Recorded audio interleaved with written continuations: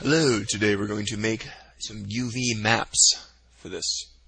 And we're going to put a UV map right on this surface so that we can put a picture on it, basically. I'm Dr. Kevin Kirk. Welcome to 3dtopic.com. Now I have here a basic lofted shape. And let's take a look at this. Just a basic cylinder. You can use a cylinder, you don't have to have a lofted shape. But this technique is good for any kind of basic shapes. Spaceship, a missile, pencil, whatever you have.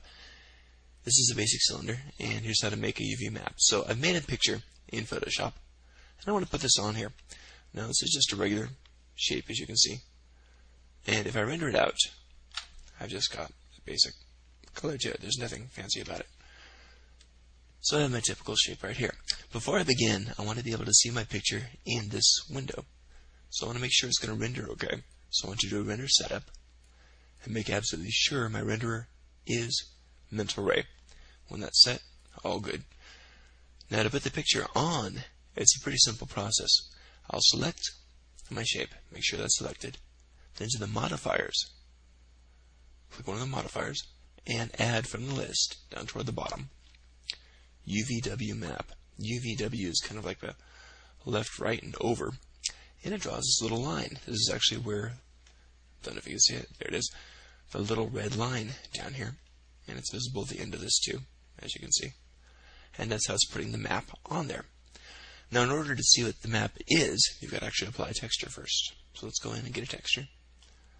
And I'll just drop on a texture. Now I'll change this texture to a standard. So I'll click here and just grab a standard texture. And I'll put the diffuse channel map on there. That's going to be a bitmap, which is a picture. Diffuse channel is just the color. I already have a picture here in mind, so I'll just drop that on. And when I render it, it's going to be a mess to begin with. There you are. You can barely see that. Let's zoom in, see if I can get any more details. Oh, it's pretty bad. Okay, so I put a picture on here. This is actually a black fading to red. And right now you can't see much. So let's play with it and see what we can do. I have this UV map on here. Let's open it up and see what we've got. Now it's set for planar mapping, which means on a flat. I'll set it to cylindrical, which is the shape we have here.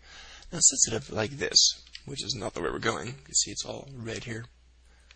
Well, it's set a wrong direction, so we have to change the direction. Fortunately, we can do that in alignment right through here. Let's see, this is not right, obviously. This is. This one is not, as you can see. So we want it to go in flowing with the object. Now, it's not going to be right to begin with, but we have a fit button. If we click that, believe it or not, it fits. Now for a simple shape, it's going to fit perfectly. More complex shapes, say fins of a rocket or something, it'll kind of fit well, and you get to play with it. There's another kind of complex mapping where you unwrap it, but this is just to put it on a basic shape. It'll work with most basic shapes. So let's see what happened when we put that on there. I'll hit the F9 again, and suddenly I've got the right shape. Basically, I wanted this part fading to black, or the black fading to red. So I pretty much have what I wanted. Let's try that again, and that's what I want. Now I have words I want to appear on there. And I can go in here, because obviously they're not on there, I bet they're on the other side. So I can find that out. Oh, if you want to view what you see in this window, check this little box right here. This shows standard map and viewport, and I'll show it. See, we have the red going to black. It's actually a great chance to show you how the alignment can change here. And see how the mapping changes with that. So this is the proper mapping, and that's the result we get. Now I want to move this over a bit. So I'll take a look at my offset.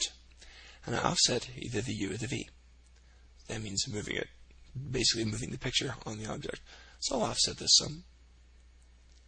And it moves it. I'm not seeing much of a change. I'll render just to check. And it's probably not the one to do, so set that back to 0. I'll offset the V. See if I get a change on that. Okay. You see the V map is that one, so that's definitely not the one to do. So it must have been the U map.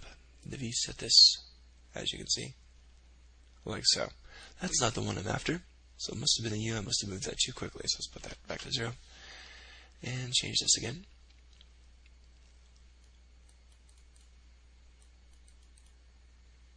Bring this up, see what we can do. There's the words.